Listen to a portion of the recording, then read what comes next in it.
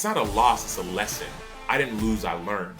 I believe that love of the outcome can be a dear, dear friend, but you don't want to miss the process. In football, I didn't know what to expect. I didn't know what it would take. 6 a.m. workouts, study halls, watching the film, the change in your diet. I didn't know, but you don't know until you go. And so many people, they refrain from going because they've been burned before, but there is still a fire there. And it's meant to shine, and it's meant to turn on. And it may not be as bright as you think. You don't need the brightest light to make the biggest impact. Dark room, little light, big change.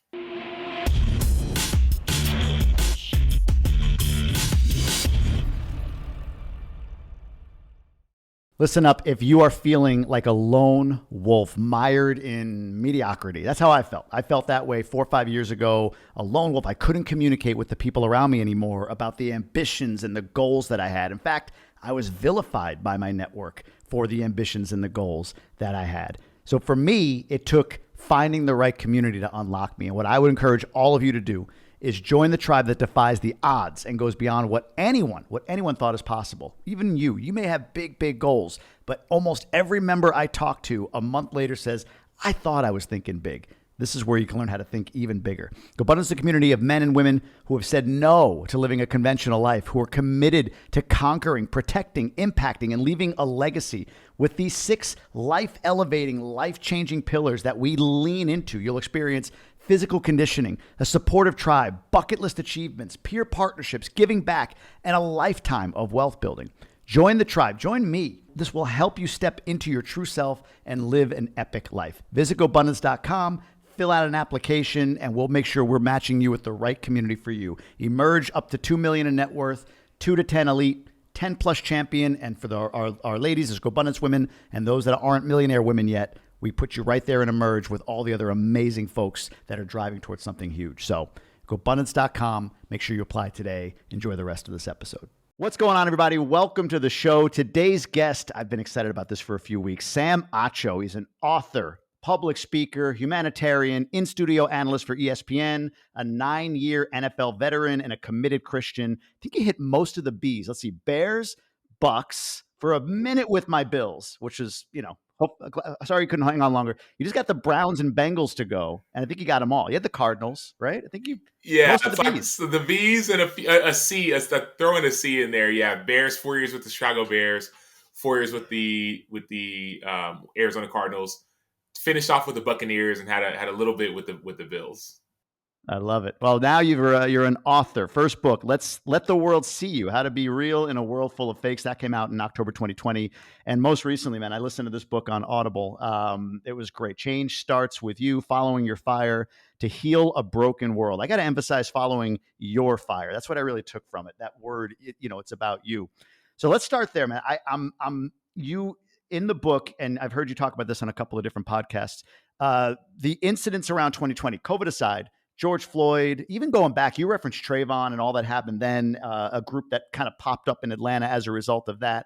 What was it about George Floyd and that tragedy that spurred the desire to write a book about change starting with you? Can you just give me a little context there? Well, Jamie, it wasn't even that it was about writing a book or even George Floyd and that tragedy. I think it's where the world was, especially at that time. I mean, I'm in entertainment right now. I work for ESPN. And so much of it is what it is. It's entertainment, and entertainment can often be a distraction. Sports can be a distraction. You can go to sports when you don't want to look at the news. I had a coach in college who would say, hey man, don't even watch the news.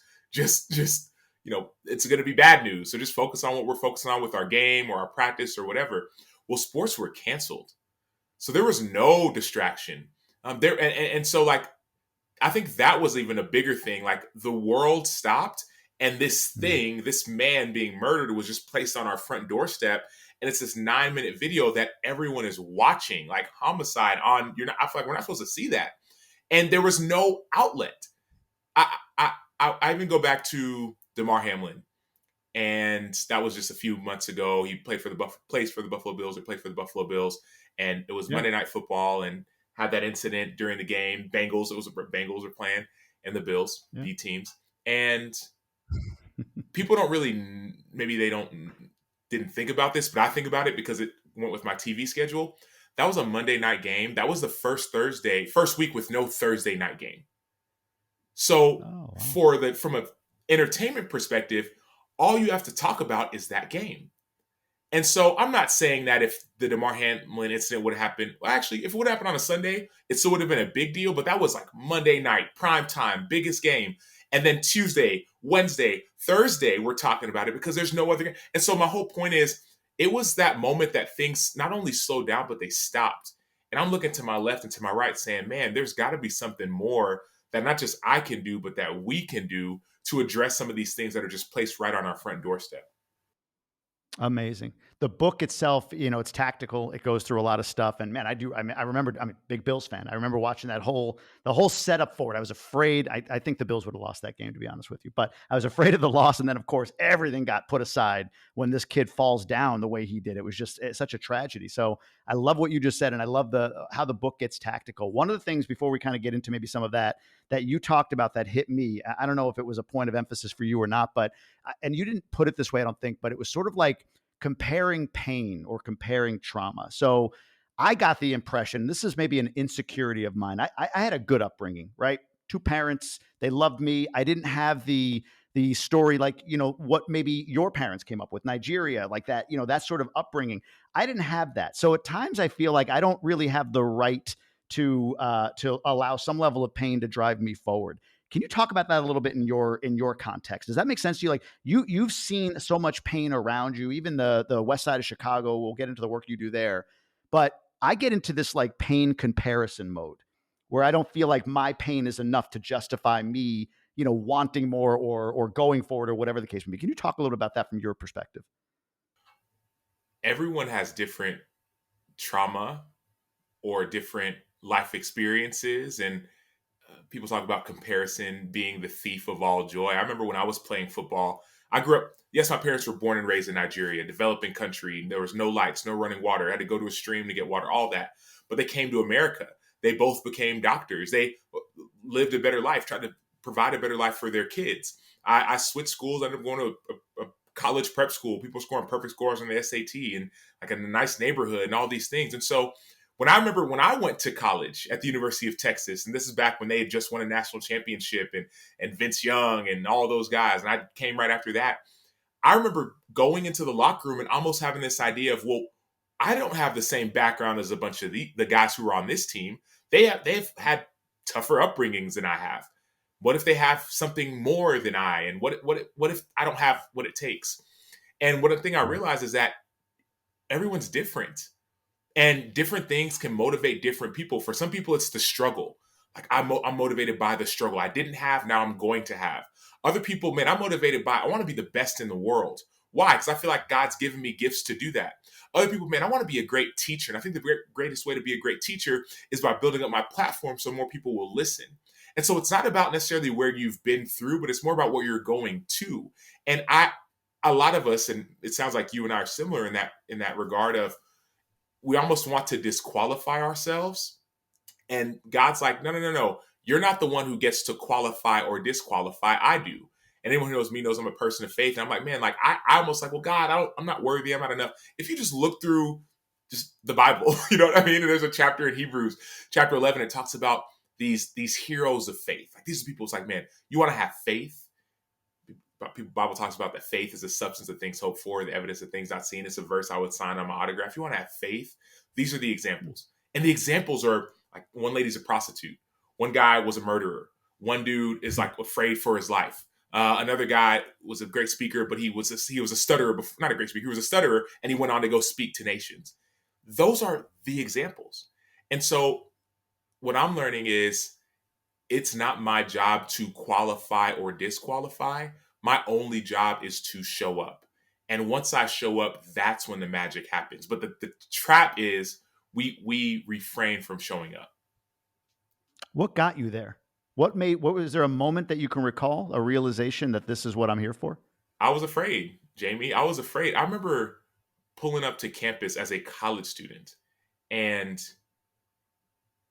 not necessarily thinking that I don't belong, but believing the lie that I didn't have what it took. And then instead of quitting or turning around or stopping, I kept on showing up.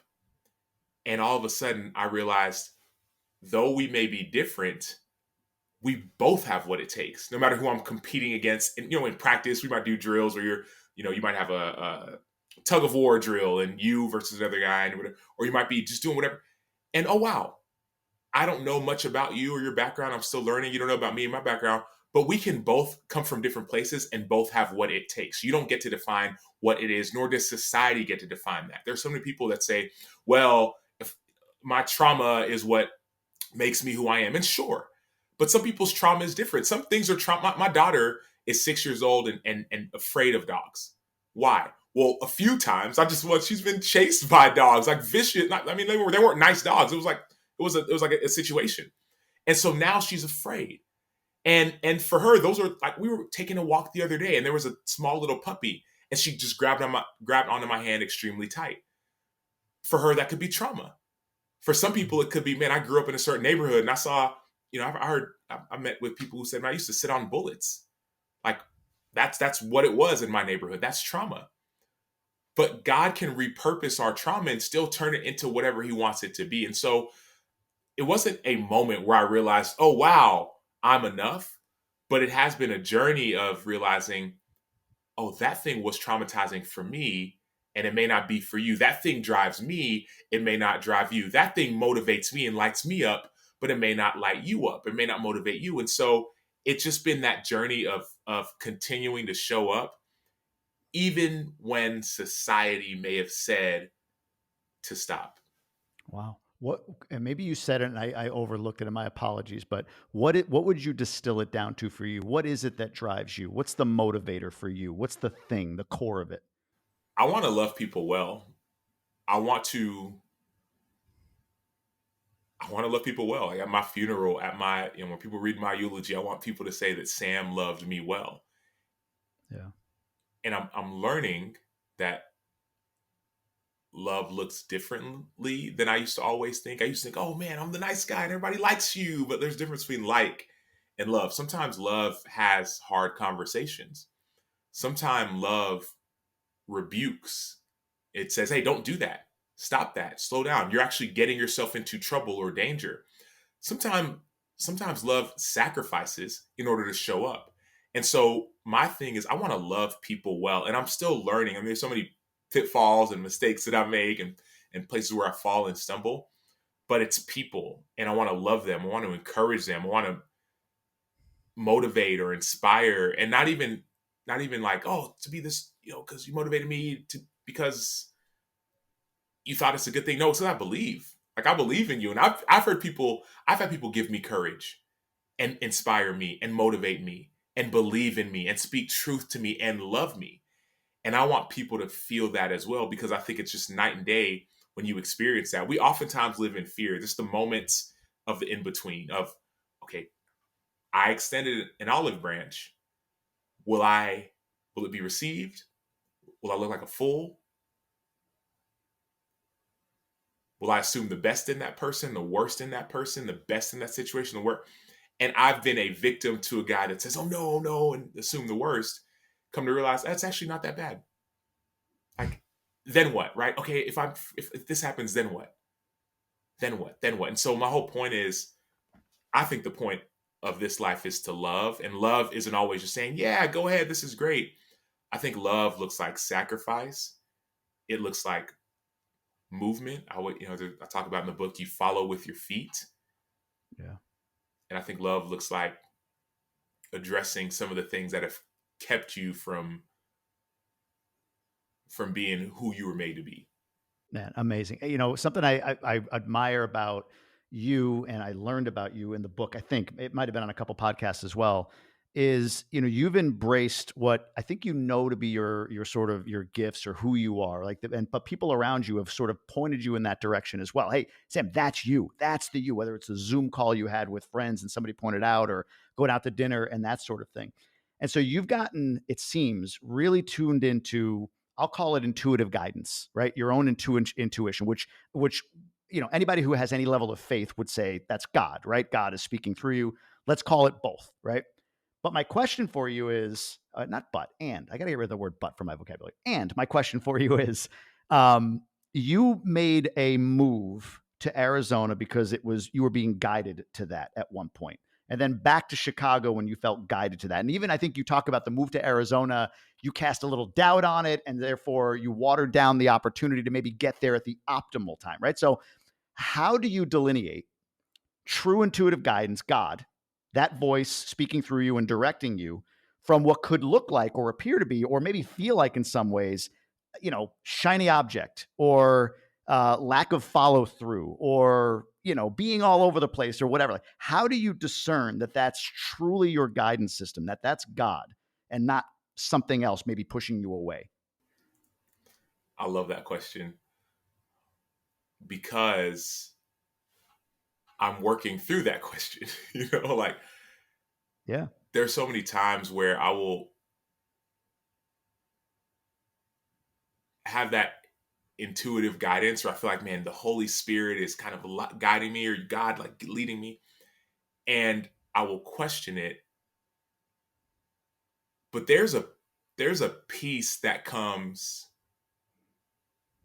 even in the fear, and even in the uncertainty. Like for me, that's how I know. It's almost like this feeling of peace versus a feeling of, it's not even being unsettled. It's just almost like fear. Because there are situations where you would think you'd be afraid, but somehow something overcomes it. I remember going to a prison in Chicago, Cook County Prison, and I just started just to do I wanted to get to know the prison system more, and people can call it prison ministry, whatever you want to call it. And it was an experience unlike any I'd been a part of. I've been in other prisons in Louisiana and like all these things, and this was different. It was like there was men like barking like dogs and like threatening all these things, and I should have been afraid, but I wasn't. That was a situation where I should have been afraid, but I wasn't. I almost felt like there was like this lion inside of me. I don't know. I don't remember another time. There's actually once on the football field. I remember feeling like that. That was more like a. We can get into that later. I felt like a wolf. I was like, I'm hunting out here. But anyways, like, there was this feeling of peace in the midst of what could have been a fearful situation, and the peace versus the fear is usually how I discern. And so I believe that like the Holy Spirit, the Spirit of God can guide you, is a guide, right? All these things. Some people believe in God, some people don't. But for me, it's like, man, God, guide me. God, I want to get to know you. The Bible, if you want to go spiritual, the Bible talks about, man, Jesus says, man, my sheep hear my voice, right? You hear my voice. And another verse, Psalm 25:14, it says, man, the friendship of the Lord is for those who fear him. He'll let them know the way they should choose. How do I know which way I should? Okay, God, I want to fear you. I want to like spend time reading the Bible. I want to spend time in prayer. Some people say meditation. I want to try and like learn more about this thing, if this is even like real. Like I want to get to know it. And all of a sudden, like those words of peace and those words that are true, you know what's true and what's not. If someone told you about you, you could tell if they're lying to you, BSing, whatever. But you might meet someone or know someone or someone who doesn't even know you, and they start speaking truth. It's like, how does this guy know me? And there's this feeling of like, man, that feels right. And I'm not just saying like, oh, I'm gonna follow my feeling. No, man, it's a matter of faith. I believe that God has the best for me and good things in store for me, right? Like, I mean, not go too biblical, but there's that verse, right? I know the plans I have for you. We see it on like little stationary stuff. I know the plans I have for you, says the Lord. Plans for you to prosper, not to harm you, give you a future and a hope. But then it goes on to say in the next verse after that, it says, then you will call upon me and I will answer you. You will seek me and you will find me when you seek me with your whole heart. And so, like, how do I know it's okay as a person of faith? God, I believe you have good plans for me. You want to guide me. And I also believe that I need to show up even in a situation that may be a situation that should induce fear. And I believe you're going to be with me. And so just you talk about that Arizona example, it was a Yeah. weird kind of thing. It was like everything was set up, living in Chicago and family and school and the gym and all these things.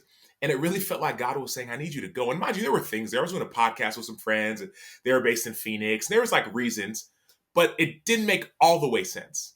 And fast forward a week or two later, after me not leaving, well, COVID happens. Chicago gets shut down. And it was that confirmation of, hey, that's what that was for. Let's listen next time. So sometimes, to be honest, Jamie, it's that like forward thinking of, oh, I'm just going to follow and believe. But sometimes it's me not listening. As I mentioned, I'm working through this as well, to that voice of peace. and then realizing, oh man, this thing happened that if I would have right listened, it may not have happened. And so that's like, I believe if you follow Jesus, he'll lead you and he'll guide you. And I know For everyone sure. doesn't, but there is that like gut instinct of, man, something is right or feels right. I need to go for it. Does that eliminate regret as a concept for you then? No, it doesn't. That's the thing, because the thing is, I don't always listen, dude. I'm like, I'll kind of feel or hear or think, and I won't follow through. And then so Yeah. there is this feeling of regret of, man, God, do I need how can I get to know you more? So like those sheep, I can't hear your voice. I don't know if you have kids, but I do. Yeah. Same age as yours, almost oh, 7 and 4, 8 and 5, almost. Yeah. bingo. So I have an 8 and a 6, right? And so when 4-year-old, an 8-month old, if I speak, my kids they know it's me. And they know the types of things I'll say. I remember we were in the car the other day and I was talking, and we were gonna get ice cream and we were kind of pretending, hey daddy, I got some pretend ice cream. And I was pretending I was someone else, right? Hey, give me some more ice cream because I'm this new character. And after a while, they're like, hey daddy, stop talking like that. Talk like you talk, because I know your voice. And in the same way, I feel like, it's like with, you know, I forget the word you said, but like, that intuition, or I would say the spirit of God. It's like, man, is this thing that I hear or I feel, is it a feeling of like condemnation or regret, or you idiot? That's not how God talks. Or is it hey, I know you're afraid, but do it anyway. And I believe there's a distinction of like that regret and that shame, that fear, right? We're not meant to be fearful. We're meant to like walk in like power and love and like a sound mind. Like we're not like so those are the things. So to answer your question, yes, there is a lot of regret. And oftentimes that regret comes from me saying, man, I wish I would have followed through in that action of love. Man, this person reached out and I was gonna say something, but I was busy, and man, I wonder if I would have said something. And it's not this like constant like dark cloud, but it is this No, no, no, idea of no. Yeah. opportunity. Yeah, I struggle with the concept sometimes, to be honest with you. And that's why I wanted to ask you that as you said it, because what I heard, and maybe I heard it incorrectly, was, hey, there are times when I don't follow, but some certain things wouldn't have happened had I, and that could be good, that could be bad, or you don't know in the moment, right? 4, 5, 6, 8 months, years later, oh wow, had this, then maybe now wouldn't, right? That whole thing. So I struggle with the concept a little bit in terms of, is it regret or is it just learning? In other words, is there ever a mistake in that regard? Like at the time at which I made the decision to or not to, I was a certain individual. Like with the benefit of hindsight, oh man, now knowing what I know now, I would have done this differently. But without that, you can't fault the human you were, the context that maybe you had in the world at that point for making the decision you did. So I struggle with regret versus lesson. And that's not to dispute, or I'm truly curious about your perspective, and I love what you said, but I don't know. You're smiling, so I'm going to let you, if that No, landed, go for it. this is so good, Jamie. This is so good because some of the best athletes have been around, or whatever, people who are in music or whatever. They talk about it's not a loss, it's a lesson. I didn't lose, I learned. And and even in those moments where we learned, I really believe that oftentimes they can be bought back. Hmm. They can be bought back. They can be repurposed, or it can be almost like a what are those things that you bat, like a trampoline. It's like, man, I went down and oh no, I'm down. But all of a sudden that could be a reason like to pop back up. In the air in those trampolines, like it's scary. For some people it's a ton of fun, some people it's super scary. And it's like, no, I'm going back down. But dude, you're gonna go up again. Unless that thing just flat out breaks, that thing you will keep on. I remember there was a decision I was going to make a few years ago, and I was like right on the precipice of making it, and I was like, at this doorstep, and I changed courses, and I felt like it was the right decision at the time. I still do, and then fast forward to right around this time we're recording this podcast, I'm going about that decision again, and that door that I thought was closed is open again. I'm not saying it's Hmm. going to work like that all the way, but I that person who I was then wasn't ready to make that decision then. And I don't believe it's like, well, you missed out your opportunity. It's like, no, man, I was up in the air and it was scary. Now I'm back down, but I feel like I'm ready. That's what I've heard in football. They say you win or you learn.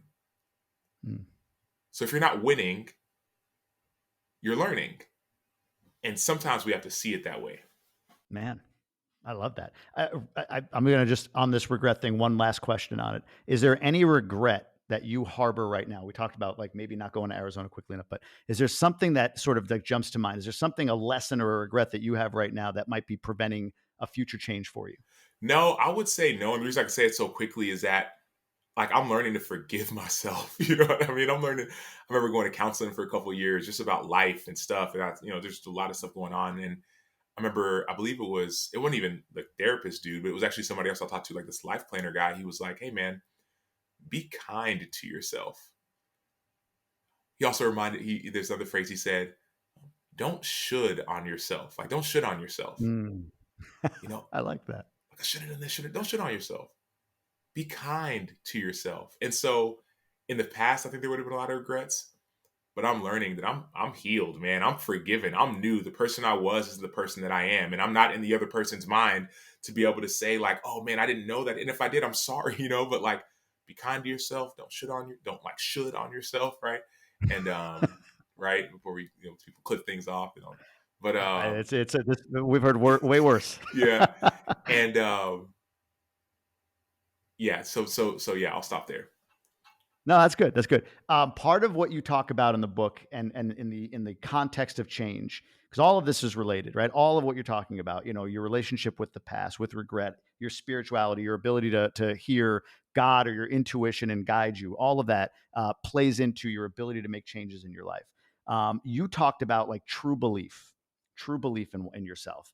Um, I guess the question is, how do you arrive at that? Like, what are some things, some tactics, some things that you maybe have in place or have done to improve or increase the sense of belief in who you are becoming or who you truly are, what your true gifts are, what you're truly great at, how best you are supposed to serve the world? Like, what are two, three, four tactics that you would say people should think about using to increase their belief in themselves, or maybe that you have? Find people who love you, people who you trust, even if it's a person or two. Get yourself a board of directors, is what I would say. And it doesn't have to be 12, it could be 5, it could be 3. Who you can be transparent with, who can tell you like one person who's on my quote board of directors, he gave me 3 words. He said, "Sam," and I didn't ask him, he actually just brought them to me. He said, "The 3 words I believe describe you are rally, relational, and build." You love rallying people together. That's just something about you that I've seen over the context of a few years. You're highly relational. You love people, and whether it's the janitor or the president, whatever, and you love building things. So those are the 3 words that describe you. And he didn't instill a belief in me, but he reminded me of who like I thought that I was. So I've held on to those words. In my first chapter, I talk about building, and a lot of that's because of what Yeah. he said. And he was right because he knew me. He was board of directors. Another friend of mine who's on that quote board of directors, right? You talked about tactical steps. I said, get a board, personal board, 2, 3, 4, 5 people. Um, he's helped guide me through decisions. Decisions that I didn't know if they were right or wrong. And he was straight up honest with me. Man, you could go for this, but you're going to hate it. You're going to be eaten alive, right? Like, I know you and I love you. It's actually not best for you, but there's something better. So like those people, so find those people, and also make sure those people are offering solutions, not just critique. Mm. Because these people who can speak, you want them to speak truth, but hey, give me a solution, not just, oh, you're not good enough for this. You don't actually know you'd be perfect for this other thing, and not another thing that's lesser than or worse than. But hey, man, like instead of running a nonprofit, how about you do a podcast? Your voice matters. I don't love logistics and planning, but I love speaking and encouraging. So he's like, dude, if you can go speak and encourage, do that. ESPN, yes. Go speak and write, yes. Another book, yes. But write what you want to write. Don't let someone else take your voice, right? So find people. Number 1, so it's like community, right? People. Number 2, make sure those people are offering solutions, not just critique, is what I would say. And number 3, I would say, I don't want to simplify it, but just this idea of like peace. There needs to be a time where you are just alone Yeah. with yourself or your thoughts or, whatever. Like once again, a person of faith, right? The word of God, we're praying. Like we rush and we love to go and to build and to do all these things. And sometimes the most clarity I have in life is either in the shower or on a Yeah. walk in the morning by myself. And I love people, but by myself, or not even a walk. I'll just find a bench. I haven't done this in a while. I live in Chicago. It's been cold. It just got warm. But like, I'll just go and find a bench in the morning and just sit. The walk. There's a little pond. There's like the water, the birds, sunrise. Sometimes it's just my closet. Got 4 kids, married, all these things, jobs. I'll just find out. So like, I would say, get people. So community, right? This is not oxymoronic, right? There's community. Make sure they're offering solutions as well as critique, not just one, both. But also find some time where you can just remember who you are. And it may Wow, be, man. yeah, Honestly, yeah, yeah, that concept of being alone is actually is the my first book is coming out about that. So before doing anything big in my life, and we haven't had a chance to talk in advance, but I was a corporate guy, executive. I left that job, making a few hundred grand a year, to kind of bet on myself, podcasting. I do some speaking, mastermind communities, that kind of thing. We moved to the Dominican Republic. I wanted that adventure for my family. That's where I am right now, which is why I don't have my nice studio set up and all of that. Right, like we wanted to live now, not when we're 70 or 80 or whatever the case may be. We wanted to make changes now. But every one of those changes or every one of those major movements in life were preceded by a solo weekend. So you talk about a day alone, right? 3 days alone is almost like a psychedelic trip. Like you get to a point where, if you're not on your phone watching YouTube, listening to this, Netflix, all that stuff, and you're just sort of thinking with intention, journaling, and letting ideas flow out of you, even if it doesn't make sense, just letting it all come out. And over the course of 2, 3, 4 days, like these things start to shape themselves. The clutter and the noise goes away, and all this stuff comes to the surface. So I honestly, man, like the advice, and I'm part of a mastermind group. That's what this podcast is about, where we have an accountability pod, the board of directors, to your point, who are solution based, accountability based. So all of what you said makes a ton of sense to me. It actually affirms a lot for me when I'm feeling, and I am right now, like, I'm not progressing the way I thought in certain areas. You know what? Stay the course, right? Have the right people around you that are solution based. And you know what? I need to schedule my next solo weekend. I'm a few months behind on it. So no, that's probably my next move. yeah, you're so right, Jamie. And as you're speaking, you're reminding me of things that I've forgotten about because I think about the things that I'm doing right now, whether it's ESPN or I work with a family, multifamily office with athletes and founders and speaking and books. Almost all, if not all of those things came, they were preceded by space. So people ask, how'd you have time to write these books? Well, the first one was written when COVID, right? So I was essentially like, actually, no, I just gotten released from the Bears. I tore my pec. I was out for the season. So I had time. Yeah. I got released. I had time. And the second one was written when I retired from the NFL. There was time.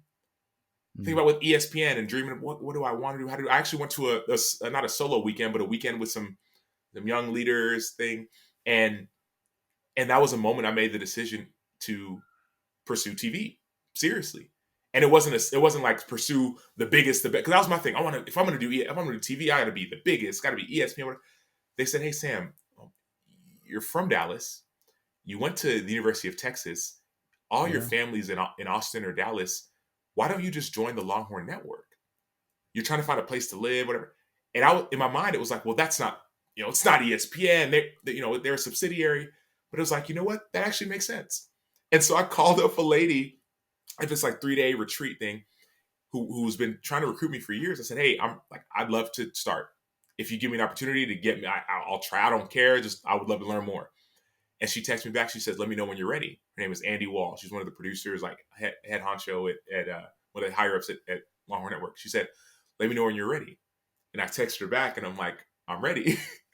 And fast forward, I got a chance to do an audition. They've been asking me to come for years. I've been saying no because I want to do the bigger thing. And that audition brought so much life and joy Yeah. and passion and purpose. And people who weren't even in my board of directors, they were affirming it. they were saying, man, Sam, you just lit up and all this and all. So that's another thing too. You just start doing it and the people will affirm it. Even if you don't get it early, just hold on to the ones you do get. I took a picture, Jamie, of something that someone said about a podcast that I'd done earlier. And it just was this reminder of, you are using your voice. You are loving people well. Use it more. Don't be afraid. And it's crazy. I get afraid to share sometimes, like on my own. And it doesn't make any sense. It's like, no, dude, that's your thing. So yeah. Mm. It's just you're so right on so many occasions. So that's why I had to just pop in of like, what No. is keeping you from following that fire, and find out and then go for it. Yeah, well, to that's an interesting point. I wonder this. Like when I was a kid, you're living my dream in some ways. When I was a kid, I wanted to be a sportscaster. I wanted to be Bob Costas. I was pen pals with Bob Costas because he was gracious enough to write me back. And I had this image of calling a game in the NFL booth. Like that was my dream, right? But then I gave up on it. And the story I tell myself, or the story I've told others is, I gave up on it because I didn't want to go to Iowa and do the 2 to 6 a.m. shift in Des Moines for classical music radio to build myself up there. In other words, the process to me was not attractive enough for me to get the outcome, or I didn't show love of the process to get the outcome, or I might be exaggerating, but you get the point. Kind of what you just described. I want the biggest. I want ESPN, right? Everything else you've done is the biggest. You were in the friggin' NFL for 9 years. You're in the one of 1%, right? For having done that, there's ego in that. There's a lot that goes into that, right? So, like, what's the question here? I guess it's, is love of the outcome, is that the enemy of progress toward it? By no means is it the enemy. I believe that love of the outcome can be a dear, dear friend, but you don't want to miss the process. You Hmm. don't want to miss the progress. Love of the outcome oftentimes can be what drives us to go through the process. I remember going through we're talking about TV and ESPN and all the things. And I wanted to be all the things and all the shows and all the things. But I realized as I started studying people, man, they all did it for about 20 years before they actually got to it. It was like like Iowa, 2 to 6 a.m. And so finally it got to the point where I was like, you know what? Whatever my journey is, I'll do it. Because of it wasn't, I don't even know what it was about. I think it was about opening up that next door that was in front of me. And the door that happened to be in front of me was a door at Longhorn Network. And I said, I'll do it. And I don't care. That was my Super Bowl. It was a spring game, James. It was a spring game. Like nobody even people show up, but like, and that became my Yeah. Super Bowl. And what happened after that was that producer, Andy Wall, she not even brought me to her office. We just talked after the game, and she was like, "That was excellent." I said, "Okay, what do I do now? Like, will you hire me?" And she's like, "Forget about me. I'm gonna clip off some of what you did. I'm gonna send it to ESPN, and I'm gonna tell them that if they don't hire you, I will." Mind you, my agent is supposed to be doing these things. She's like, "Don't even worry. I'll do it before you like. Don't even, like." That was like the same day. Yeah. And also at the same time, I'm also trying to go and audition for other companies. But it wasn't even like, and there is a love of the outcome. I think that I wanted to use my voice and on a bigger platform, Mhm. all these things. But there was a desire to get to know the process, to we don't know in football. I didn't know what to expect. I didn't know what it would take. The 6 a.m. workouts, the study halls, the watching the film, the going to sleep on time, the changing your diet. I didn't know, but you don't know until you go. And so many people they refrain from going because they've been burned before. Or let me not even assume. We all have our different reasons. And I feel like part of why I'm put on this earth is to like remind people that you are enough, and to light that fire in people, and almost to somehow, if I can, like turn them on, to like wake them up, to like get that light on of, hey, I know it's been dwindling, but there is still a fire there, and it's meant to shine, and it's meant to turn on. And it may not be as bright as you think, but you don't need the brightest light to make the biggest impact. Dark room, little light, big change. Mm. Dude, that's amazing. Like I think about all of what you've talked about so far. It's stacking up in my head at least, right? Like philosophically. So we talk about love of outcome, essentially a vision, right? If you have a vision for your life, of course it has to be compelling. I think sometimes we maybe miss the mark on the vision as more of a shoulda, like you said before, or you should yourself on the vision as opposed to really what you want. So having the people with solutions and then taking time to contemplate that gives you the compelling vision enough to spend, like you did, an extra 15 minutes a day practicing in your pursuit. Either it was in your pursuit of the NFL or after you were in the NFL and trying to get better. I can't remember what it was, but my point is like you invested in the process more, wanting the outcome because the outcome was aligned, right? Alignment was probably the word that was there. Fair, 100% fair. Yeah, and man. yeah, I'm I'm struggling if I should like share this or not because I don't know how much it matters. So I think I'll share it in a different Share, way. share away. Go for it. Yeah, actually, no, I think I'm going to stop because I will go on a totally different tangent. But Are you you are sure? so I'd love right. to hear, man. That's a heck of a tease. Go for it. I don't care. Well, There's, yeah. Let's hear yeah. it. My whole point is like that whole 15 minutes a day, right? Like like extra 15 minutes, like that started in high school basketball of all things. Something that I thought I was like, I could be better at this, and my coach started to believe in me, and my coach actually pulled me aside and said, "Hey, what if you did this?" And so those lessons that we learn when we're young, positive or negative, those carry with us.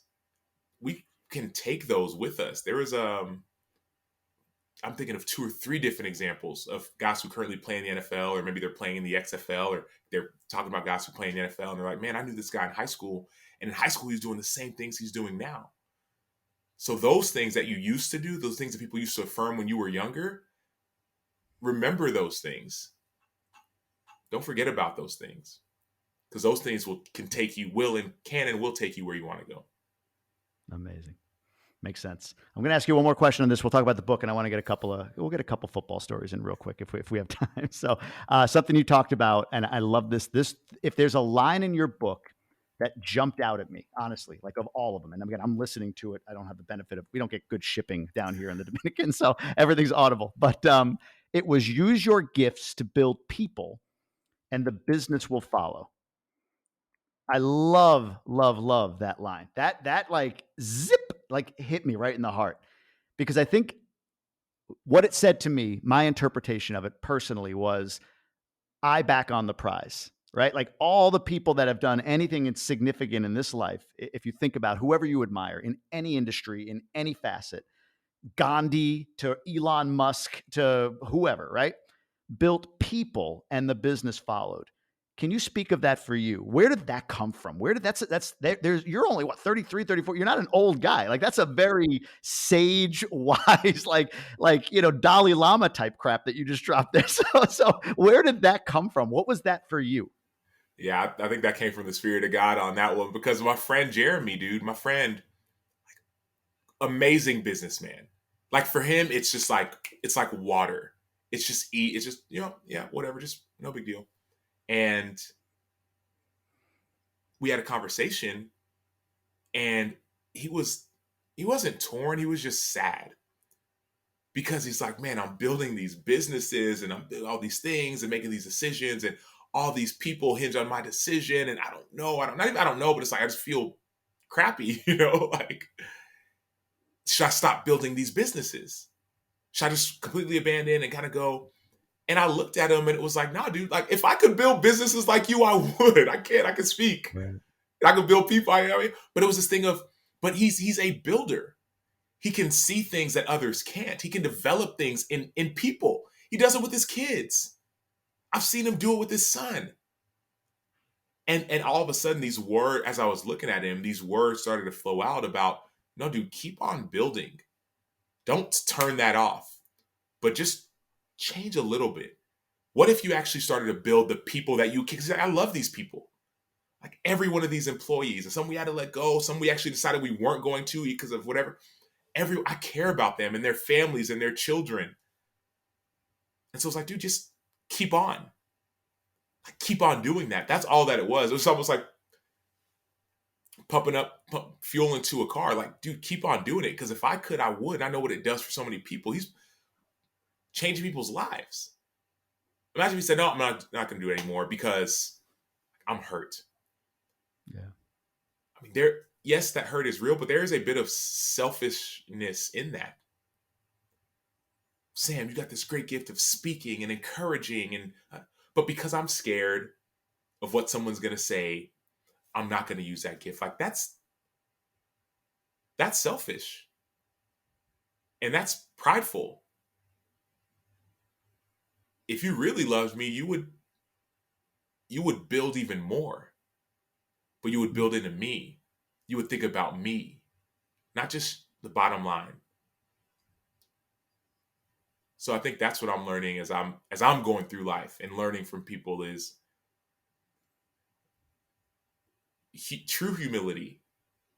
The truest form of humility is using your God-given gifts to serve others. Period. And the money will come, or maybe it won't. But it doesn't matter. Right? The business will come. Maybe it won't. But it doesn't matter. That saying, forget the saying. Do you care about me or do you not? Do you love me or do you not? You could have as much money in the world and look around and say, man, nobody loves me. And I don't know if I love anyone. Did you really live? Or are you just a name people go to? Or you could have all the money in the world and love all the people in the world. And all of a sudden, you use your gifts for good. There's stories in the Bible about, gifts, giving it all away. Yeah, we've read some of those before. Biblical stories, right? I mean, I'm sure there's other religions talk about giving it all away. But there are also stories about people who had it all. And they served, and they loved, and they gave, and they had joy. And that's what I want. And I think my friend Jeremy wants that too. Yeah, he wants the business, but he wants the people. Inviting people to his house for dinners, that's what he wants. And that's what gives life. So as I'm living and learning and listening, I'm realizing that there's so much more that we're missing out on. And it's that part about the people to our left, to our right, people at the desk, people at the ticket counter, people, in the cars next to us, like those people need us.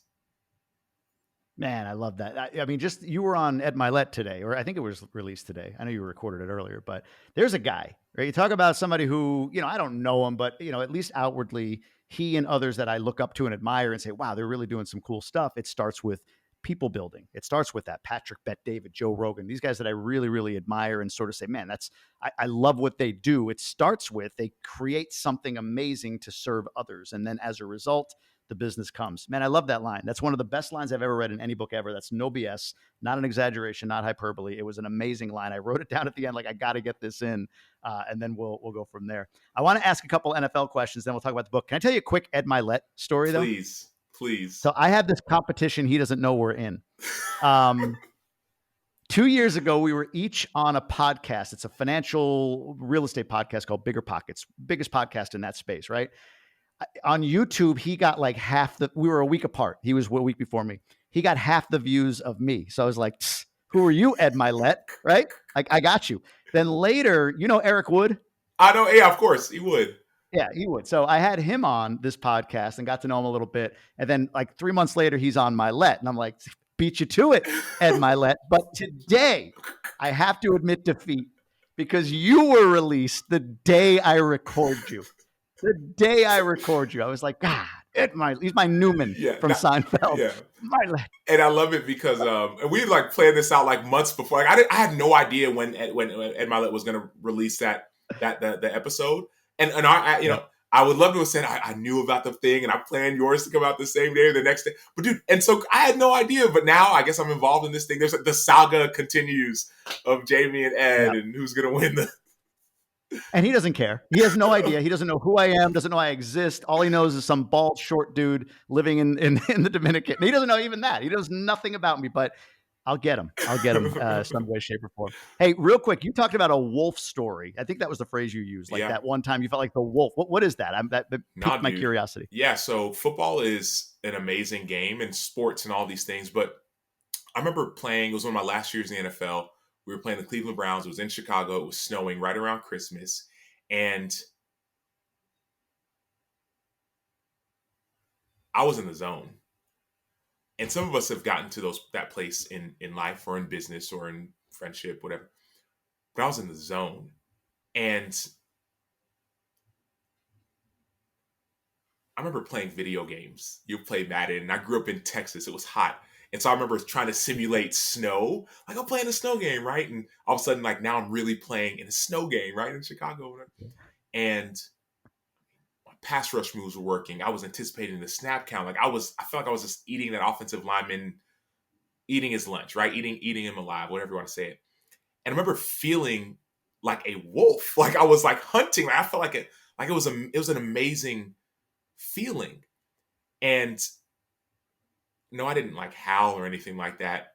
But I remember physically like that thought to my mind. You know, people say like, "Hey, man, smell blood," right? You're playing the game, smell. And I physically was like, like it was so cool. And so it's coming from the guy who's like a business honors major and all these things. I can tell you pi to the 14th decimal, recite Shakespeare, you know, and the Canterbury Tales, a prologue Not in in Middle that English. moment. Not in that moment. Yeah. And so I Right. just say that to say that there's so much more access to life that I think we can have. And there are these moments that we feel it. Some people, you know, in relationships, you feel this like, what is this thing? And I don't know. And remember when had a daughter, and I was like, oh my gosh, why is my heart tingling when like I saw the ultrasound? And like, you know what I mean, or even when I played, some people would say in college when they watched me, man, I could see I could see like the spirit of God in you, like the joy in you. I didn't realize that sports could do that in sports or Mm. business or podcast. Like, so there's access. There's a, you know, yeah. So that I'll never forget that. Even as you're saying it, I'm seeing myself in the game, feeling it. So that's what that like, it's like smell blood. They smell blood. So I was like, oh, and I smelt it, dude. I don't smell it right now, but you know, I'm in a suit right now. Was that your welcome to the NFL moment, or in 30 seconds or less, No, do you have that? What was your welcome to the NFL that moment? was the y'all welcome to my world moment. That's what that felt like. My welcome to the NFL moment was was I'm just saying, dude. I don't play anymore, but my welcome to the NFL moment was rookie year. I'm playing for the Arizona Cardinals. We're playing the Seattle Seahawks, and I would say I had two, but this is just the one. Same team, different games. And I'm running down on kickoff, and it's like running down, and your job is like to bust the wedge and run through the middle. I'm like, all right, well, I'm gonna go and make this tackle, and like I don't know if I blinked. I don't know what happened, but all of a sudden I was on the ground and I was looking around like, who hit me? Who hit me? And like the game is going on, right? Because I ran down and like I guess someone had done this trap block and they blocked me from the side. I didn't see it. I don't know if it's still legal now in the NFL, but it was whatever. But I remember like being so frustrated and upset. And I go back to the sideline. I'm like, hey, what happened? Who was it? It was a quarterback, dude. It was a backup quarterback named Michael Robinson, who, I mean, like, mind you, he played Oh quarterback yeah. in college. He was like a running back now, who had like, and I was so upset. And then I was embarrassed because I was like, oh, quarterback just bought me. I play linebacker. So that was one. Then fast forward a few games later, we played the Seahawks again, and Cam Chancellor, who's a huge safety, did something Yeah. similar on punt, except for I feel like this was late. I still have a bone to pick with Cam. I'm not afraid of him anymore as I was a rookie, but he like blindsided me, and it was like, hey, dude, they didn't call it, so you better be ready for it. So those are my moments. Love it, man. Change Starts With You, available on Amazon. Anywhere else you want to direct people to go, follow you, buy it anywhere else, anything like that? Yeah, so go to Amazon, type in Change Starts With You. It's also at Target. So my book is in Target as well. So I'm super excited about that. And anywhere you get your books, right, it's going to be there. And follow me at the Sam Acho. And if you want to learn more about me or my story, just go to samacho.com, SAMACHO.com. The book is on Amazon. Amazing book too, man. I appreciate you doing this. Thanks for taking the time. It was a lot of fun. Great to meet you too. Good to meet you as well, Jamie.